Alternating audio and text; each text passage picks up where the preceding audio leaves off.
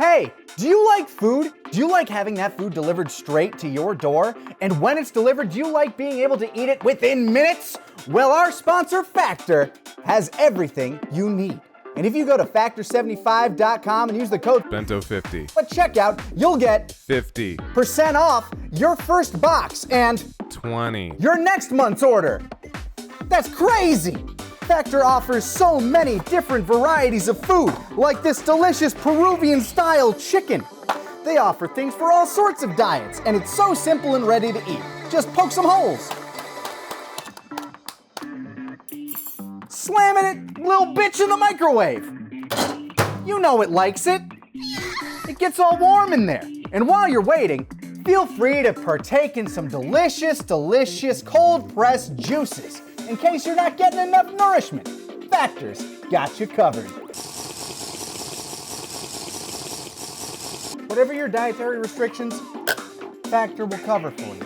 Whether you're trying to go high protein and low carb, vegetarian, keto, pescatarian, you can have fresh, delicious meals straight at your door anytime you order, which you can do right now.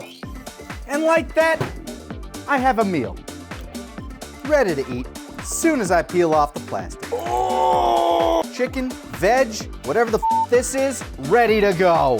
So thank you again, Factor, for making mealtime delicious and easy.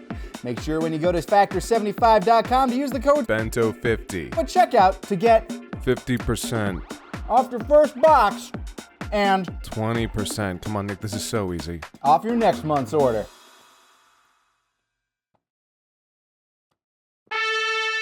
A miraculous come from behind victory. Goku saves the universe. All right, we're good to go. Yep. Step into the grand tour of Dragon Ball GT. FS.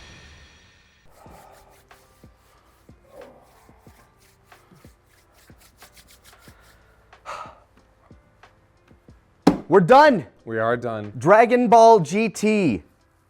Done. It's over. And we watched the final 2 episodes. And the first episode, like, these were both, like, very well-paced, packed episodes. I'm glad they ended on kind of like a stronger note. Oh yeah, no. In terms of all the climaxes in GT, this is by far the best one. Yeah, because, I mean, we load up, stretching out that arm, yeah. Remember there was like, When you're a dragon, you're dragging your balls. And, you know, they're still on the back foot, super hard. And it only gets worse. yeah. It gets bad. If it weren't for the fact that that episode was titled Goku's Come From Behind Victory, just stop doing that. Stop it. It's hard to talk about these last 2 episodes because, like,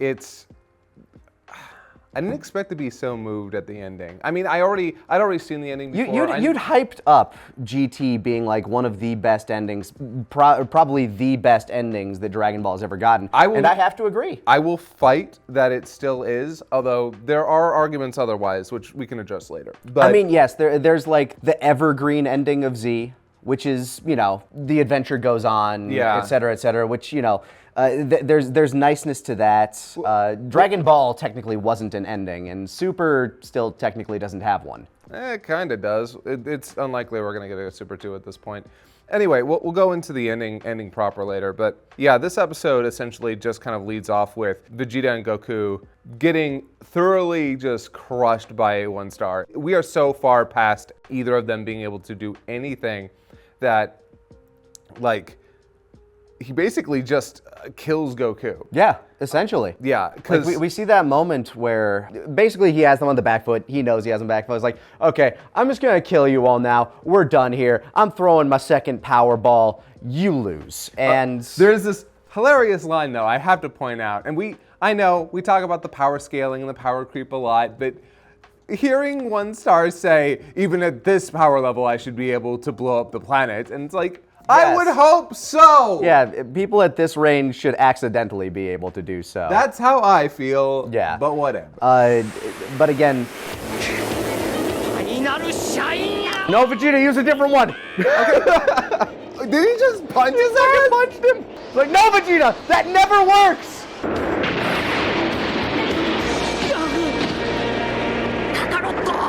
Goku catches it and it does blow up, and it makes like this big old orb of energy that creates an entire crater where that city was. Yeah. And it's like, should that be able to like completely destroy the planet? By Frieza logic, if it had hit the core and blown up from inside, probably. Yeah. I'm going to assume at this point that when Vegeta said this will blow up the planet, he must have meant this will hit the core. Like it will travel far enough down to blow up the core of the planet, because Frieza, that's how he did it. It seemed the way that he blew up planets was he targeted their core, and that's how he blew them up. Yeah, blow them up from the inside. But we are so many times past what Frieza was. By the time we hit the androids, we were at least multiples of what Frieza. See, it's kind of interesting to think about like how power scaling works from that point. Maybe it's like diminishing returns on power levels, because as soon as you get past a certain point, maybe it's like, 1 million past this point, it doesn't make much of a difference or something. I don't know. I don't know, but I don't want to spend too much time on that. It's pointless, Yeah. especially considering base form Kid Goku catches it and holds it off for a moment, which, whatever, logic, goodbye. You basically have to chalk it up to Shonen spirit. Yeah. It's him. It's that last big moment where he's like- summoning all of his energy to hold it off. The Dragon Balls have done so much for this planet. It's my turn to, give my all for it. It's a fine, spirited moment. Yeah. And when it explodes, it creates a giant crater, and at the very bottom of it, just Goku there. Which we learn something else about a little later. But yeah, ultimately at this point,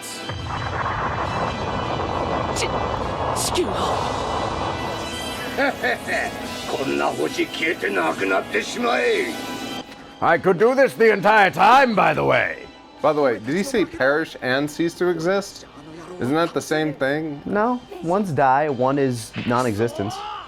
It's like the difference between passing on and passing to the void. 俺の故郷惑星ベジータはフリーザに破壊されてしまった。そして今度は地球か。ふざけるな。ふざけるな。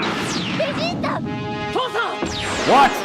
We had this great moment where just like I lost my birth planet, and now I'm losing this planet. I can't lose my family as well. You guys go take the spaceship Bulma made, fly off, and get revenge. Prepare. Yeah. So we talked a little bit about this. I would have loved that. Like if the show had continued past this point, I firmly believe that's how they should have gone. One Star should have beaten Goku and Vegeta, blown up the planet, and everyone had to leave and go to somewhere else, probably maybe Namek, then to train and prepare. In this alternate scenario where that was the... Yeah, I think that would have been really cool.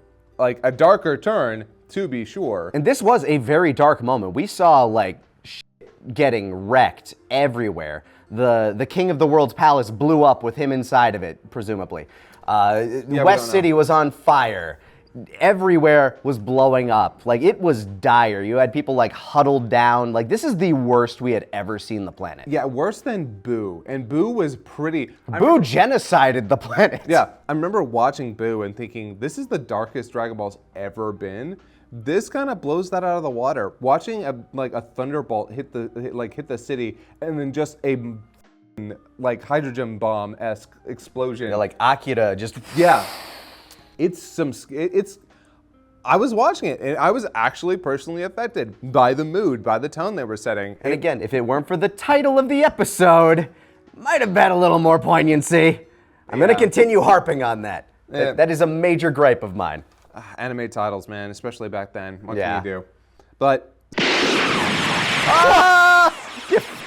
So what we end up seeing is after Vegeta tells everybody, hey, run away, we're going to lose, you need to live on. They're like, nah, we're going. Yeah, all the Saiyan boys are like, no, we're going down with this ship.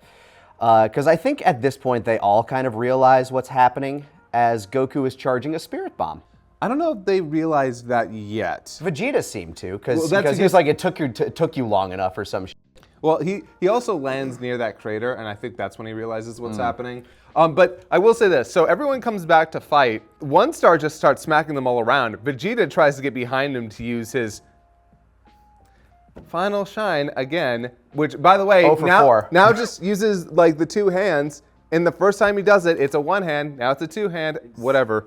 Vegeta's eternal sad boy. Yeah. And finally, like, I'd seen this attack in video games. I did not know the scene that it came from. He did the shoots out his spikes and impales Vegeta from behind. And it looks brutal. Yes, it is really brutal. Probably the most brutal since Krillin getting impaled by Frieza. I would definitely say Yamcha.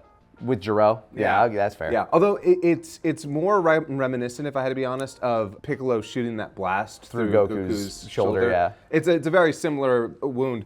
And honestly, I'm gonna say it. I miss stuff like this in Dragon Ball. Okay, Like I don't need the old, like the momentary ultra violence. Yeah, just those small little bits where like you're shocked. Because I'm sorry, there should be some like viscerality to these fights. Damage should be done. Super was so bad about that. Super never wanted to show anyone taking actual damage, hits really feeling like they landed. I don't know, I miss that. I'm glad it's here. It ratchets that drama up. Everyone's getting destroyed out there.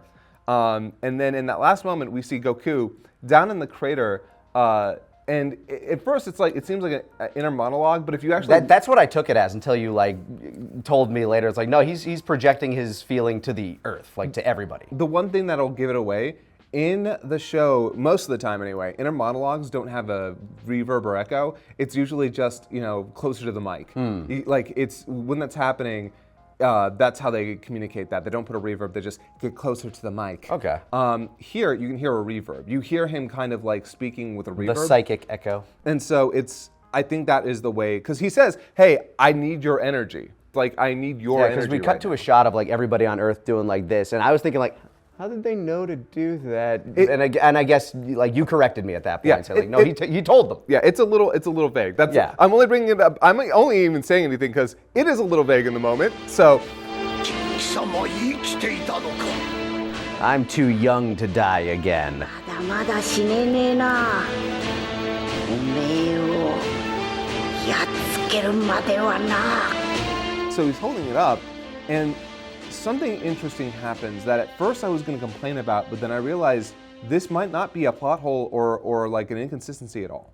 So of course, like everyone's holding up their arms, giving the energy, and the one star is like, no, absolutely not, and starts blasting him.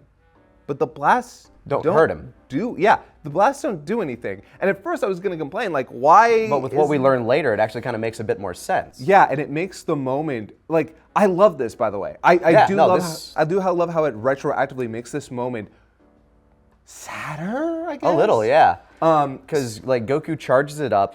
We'll get to why in a second. Yeah, and he asks, and of course, Kyle-sama is like, he asks him, hey, look, I'm charging up the spirit bomb. I don't got enough. Can you hook me up with the universe like everybody we've met? I need help.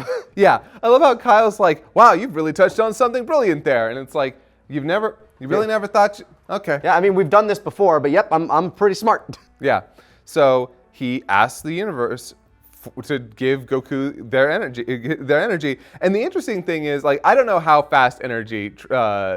It travels as fast as it needs to. Yeah, apparently it does. As you said, as fast as the plot. Yep. And so he starts building this giant. I think this might be the biggest. Probably the biggest one we've seen. Yeah, I don't know. And this is the point where we get all of the cameos from everybody that we've met so far. The capitalism planet, the giant from the bee planet. I will say, I felt like there weren't as many cameos from older characters in this one. We did get cameos from both Tien and Yamcha. Still no lines. Oh yeah, in the last never episode. Get to talk. Bumpa-da-bumpa. Yeah, boys. I approve. Throw your hands in the air like you don't care. What you do? I am the hope of the universe. おじいちゃん、神様みたい。 No, that'll be about a decade from now. More than that. Well, actually, technically, it would have been a decade prior. Yeah, but like release order wise. You were too young to remember my god days, Pan. And so he builds up this giant spirit bomb. And I will say this. While I do like this climax, and I do think it's the best one in GT, the fact that one star just kind of stands there, takes it, and dies immediately. When he's been proven to be so fast that it's incalculable to even our heroes. Yeah. And not to mention, like, at the end of Boo, that final push was desperate. They needed a wish on the Dragon Balls to make it happen. There was so much that went into that. Here, it's just kind of charge spirit bomb, use the energy from everyone in the universe, throw it, he dies. Not terrible. I'm not like super disappointed, but it is a kind of like, all right, let's wrap it up. Yeah, it very much felt like that, but it also comes down to the fact that, again, he is a very, very bland villain. Yeah, that like, too. Monumentally bland. Yeah, I had felt nothing when he actually died. I was not, the moments leading up to it and everything surrounding it, oh, this is big. Which I feel like was more the point anyway. Yeah, it's fine. It was more like, again, it was more about the journey than the destination, which was actually kind of the entire point of the last 2 episodes in general. So, sticking to theme, I'll let it have that. Yeah, and also a universal spirit bomb. It's a good pull. Like it's a little bit too close to the last time he beat that big villain at the end of another series, but it's fine. It's okay. It's fine. It's fine. You know what? We haven't had a spirit bomb this entire time. That's true. It's fine. Let's and it's a very easy way to get the cameos from all of the places that we've seen so far. The little like curtain call of all of the little cameos that we got from like the hospital planet, everybody. Yeah, I'm fine with that. I think I think what they did worked, and he did get like a really cool kill shot. Like when he did dissolve, you see his skeleton for a second. It's like, yeah, seeing his pelvis, I'm like, oh, okay. You see his spinal column. It's like, okay, that's probably the most violent we've seen, like a destruction of somebody since Cell getting like wiped. Right? I mean, like when it came to say Boo, we see him get disintegrated, but he's just kind of goo. Yeah, here, it's more the nature of his character to be disintegrated like that. This guy had a skeleton. Yeah, it's pretty wild. And then that spirit bomb creates a giant, like, I don't know what you call that, like crater valley. Yeah, and then flies off. The explosion looks really cool. And the Earth is saved. The Dragon Balls pop down, and Shenron pops out. We finally get to see Shenron in GT, and he looks, he's beautiful. I love him. Yeah. Luckily, which I would have been stunned if this weren't the case, last 2 episodes, they got the good art and animation. Yeah, everything looks gorgeous. Great. Yeah. Looks great. Now we can bring back Krillin, and maybe the good 17.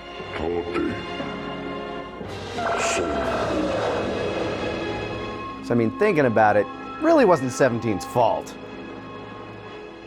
Amazing to me, all of that was 1 episode. Yeah, that was like very well paced. Mm-hmm. Again, I could have done with more in that actual final moment. I would have been fine if that had gone on longer.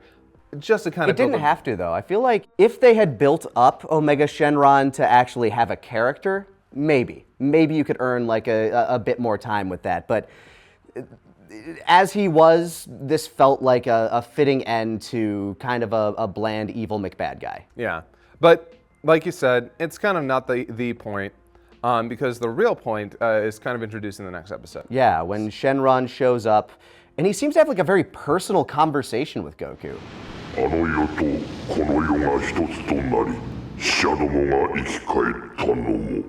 Again. やっぱあれもドラゴンボールがおかしくなっちまったせいだ。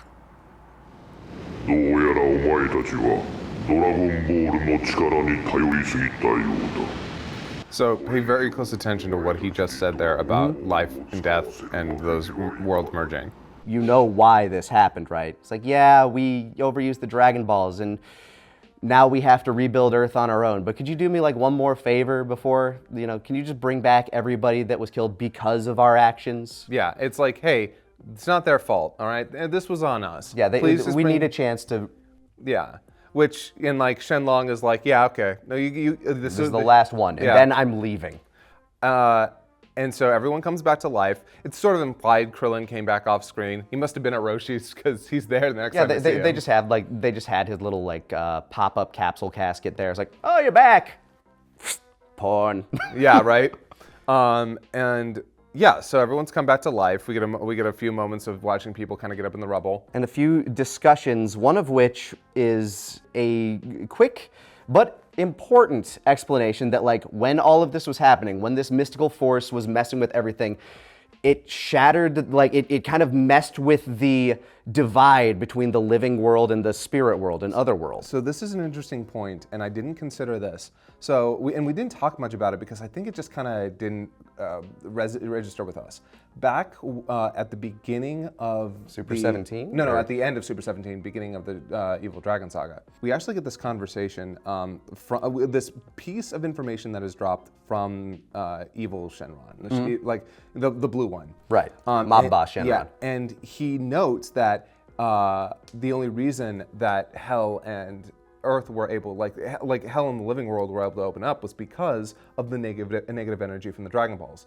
That's why Enmadayo wasn't able to do anything there. And I kind of like, I actually just did not register that when we were watching. There was a lot of times where like we were kind of glazed over. A little bit, especially because that is a lot. He just gives like that 5 entire minutes. episode was exposition. Yeah. Exposition is like, oh my God, it's like watching the end of a Metal Gear game. But I remember thinking, why did they change that? What purpose did they have in making that a part of this? And finally, it kind of comes full circle here. Yeah, because at the first part, I was like, did you really have to try and tie these together like that? Seems pointless. But here, he brings it up. He very specifically says, so the living came back to life. The dead were able to come back to life. The realm between life and death, like they crossed over. Yeah.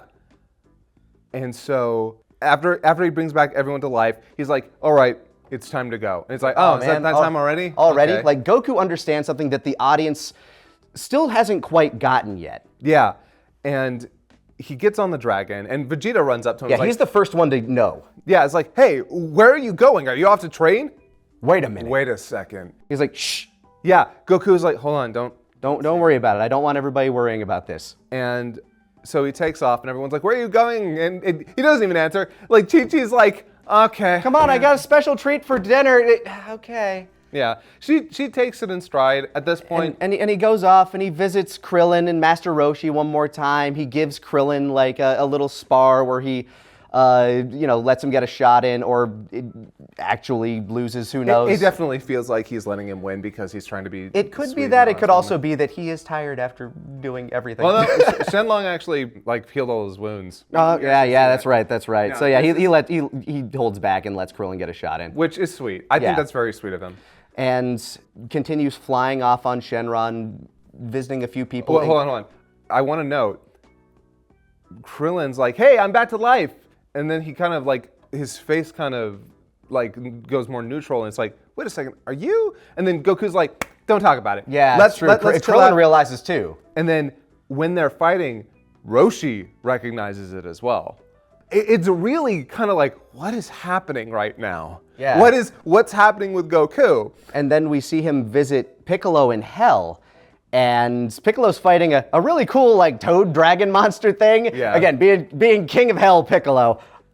As far as the shitty situation they put him in, I think they've made the best of what they did. I don't love how he got there, but I do like what he's doing. So I'll give you that. Don't love the journey, love the concept. And honestly, I would watch more episodes about him being the king of hell. Yeah, basically. Demon King Piccolo. The hell bouncer. In name and title. Like that they've just employed him basically. I want Piccolo in the hell shirt now. I need to see Piccolo in the hell There's a shirt. place for me in hell. It's called the throne. And so he goes up to Piccolo, and Piccolo is furious at this point because he's like, dude, do you know how much I gave to get you out of here? I literally trapped myself in here to get you out of here. What is wrong with you? Shake my hand. What? No, come on, Do just do it. And you get this little spark, and I think Piccolo sort of recognizes it at that point, We got a cool looking shot of him, probably one of the cooler looking shots I've ever seen, like where he's just kind of like standing at this angle after Goku Batmans him like he does everybody else. I love all these moments, by the way. Like where Piccolo, because in this moment, this is Goku like recognizing, hey Piccolo, we could not have done this without you. Yeah. And that's really nice, because Piccolo, I don't like the way that GT handled Piccolo, but and that's largely because he is this character who has been around for so long and so heavily integral to this plot. I will never not stand on the hill that he should have gone on that initial journey. But it is nice to see this final moment with them, this recognition of one another, and then he Batmans, and finally we get kind of the reveal. As much as a reveal as we're going to get until the very end. Yeah. Where Pan's walking around the battlefield because she's still like, where'd he go? What's happening? And she finds his tattered gi on the ground. which should not be there. Yeah, because he's wearing it. Yeah, I mean, it's tattered, but he still has it on. So the implication we're given is that when he caught that spirit death ball, like that final power ball, it killed him. yeah, now it is implied. I actually looked up a little bit right before we did the discussion. I'm like, hey, I went to Kanzenshu's tidbit page. They actually have like a whole breakdown of what this was, because the ending to GT is very vague in this term. Like, and even people on the staff have only implied it could be this. I think it's one of those things that it can be up to interpretation, which I like. I like just, letting people be media literate. Yeah, I'm totally fine with this.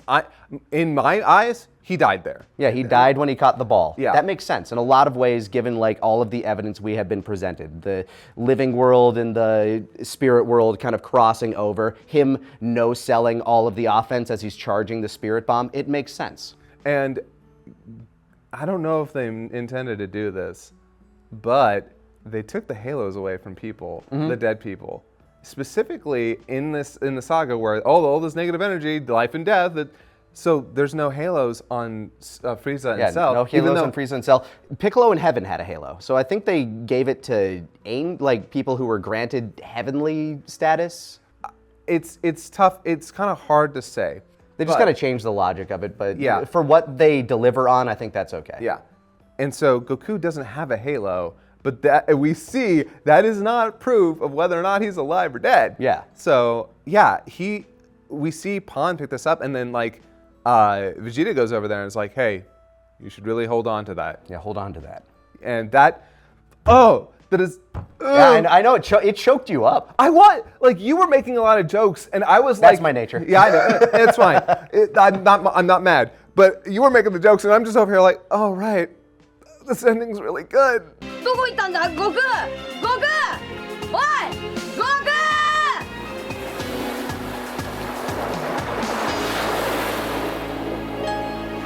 And when there was only one pair of prints in the sand, that was when Goku was there to fight you. It's a very good ending, because we see... Go ahead. Yeah, because we see Goku flying off. He's on that final farewell tour.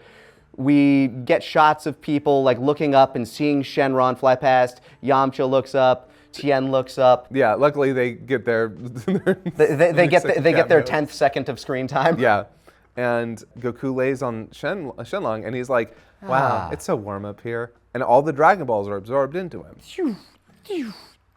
And then they just fly off. And it's sort of implied that Goku is dead, but where he's going with Shenlong to wherever Shenlong, where is he going? We don't really know. And there's something beautiful about that, about the fact that his journey isn't necessarily over, but for the sake of the Earth, it is. And it's so over that we cut to 60 years in the future. One thing we kind of actually did skip over. Shenlong took the Dragon Balls with him, by the way. The Dragon Balls, the Earth Dragon Balls, they gone. Because it's like, hey, yeah, you misused them too much. I got to take these. And then I think it was Trunks who says, they'll be back someday. It's just, we just need to earn them. Yeah, after everything is said and done, after we've earned them back, we'll get the Dragon Balls. Which, hey, you know what? Maybe that's they fine. do. And Yeah. if not, Namek still exists. Well, it's proven that they do. Yeah. It's proven that the Dragon Balls do, in fact, come back.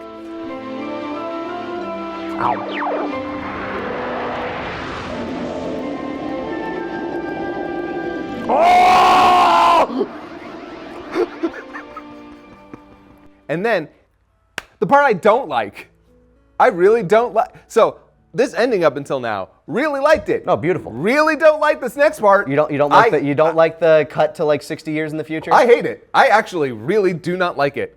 And I'll tell you why, but first let's go over what happened.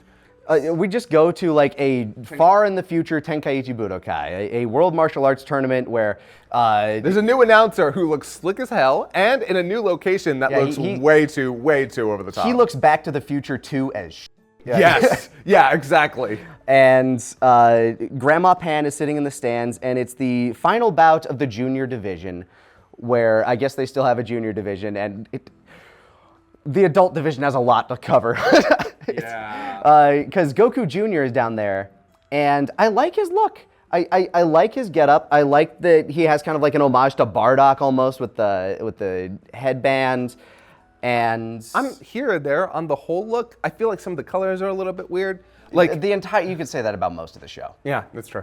But as far as like GT's aesthetics go, I think he looks good. Yeah. And then you have Shrinky Dink Vegeta, who is basically just in Vegeta's Buu Saga outfit, but with fingerless gloves. Yeah, fingerless gloves, and instead of the pants going all the way down, they stop at his thighs, which is He's wearing a unitard, like a wrestling unitard or a gymnast's unitard. Honestly, it's a good look for him. It kind of with the fact that it doesn't all go all the way down, it symbolizes like, hey, he's a kid, and then they fight, and like Pan is in the stands. And with a character that we were introduced to. If we'd watched this in the order that it aired, if we watched this in broadcast order, the special introduces the character that's sitting next to her. The Bulma clone?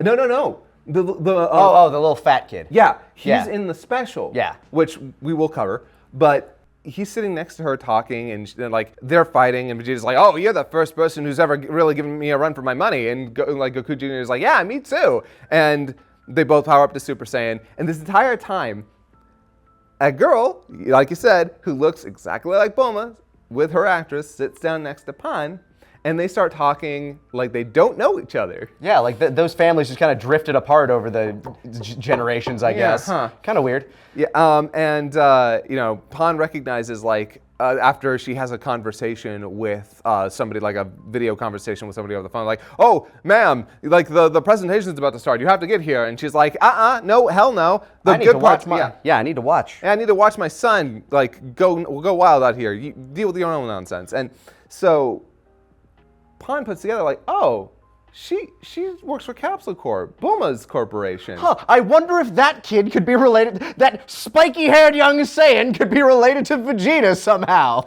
Yeah. So dense. But as she's watching like the fight continue now, she sees that Goku's in the audience, like actual like grown-up Goku.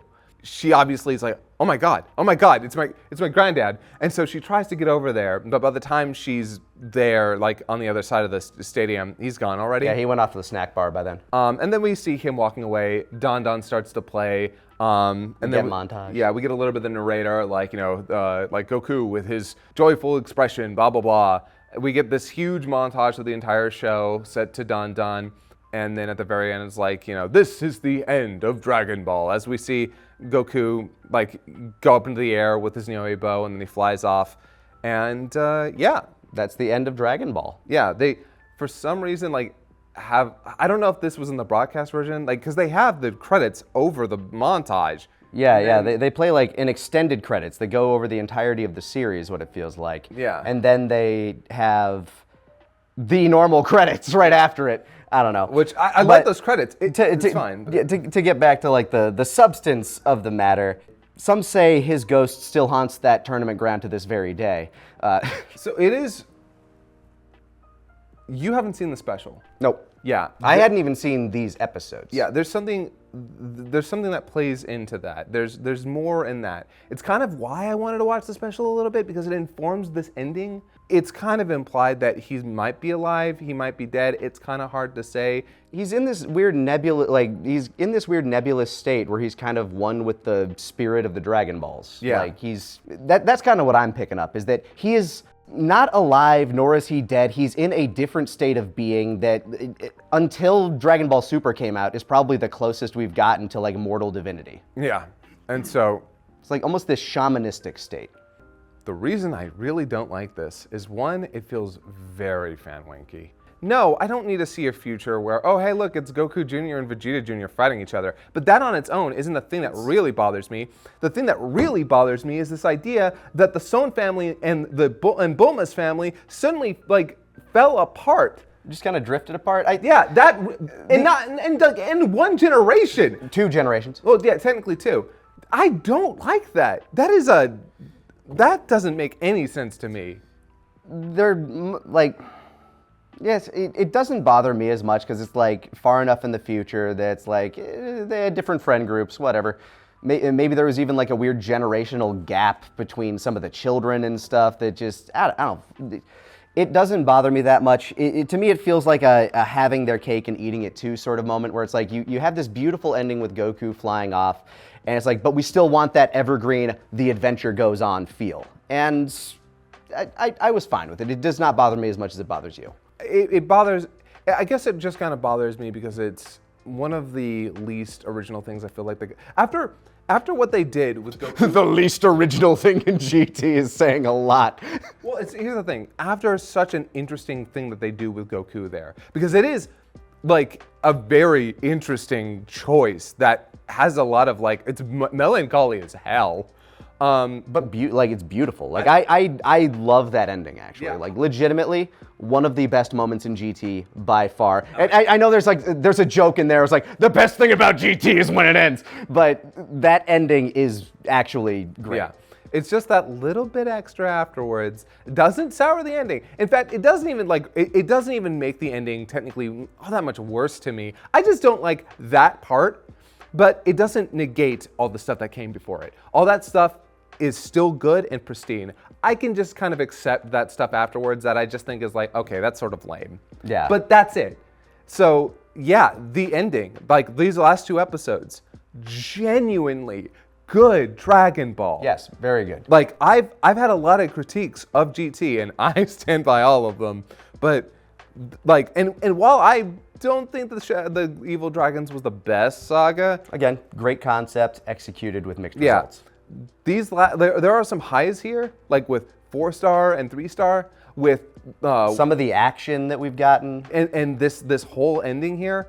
Yeah, it's really good. Mm-hmm. I don't know if I'd go back and change my ranking in DBcember necessarily. I might. There's discussions to be had here. I have an idea for like certain discussions to be had about GT in particular, but we can cross that bridge a bit later on. Yeah, this ending, as it stands right now, great ending. Yeah, I really like it, and I agree. It's the best ending Dragon Ball got. Yeah.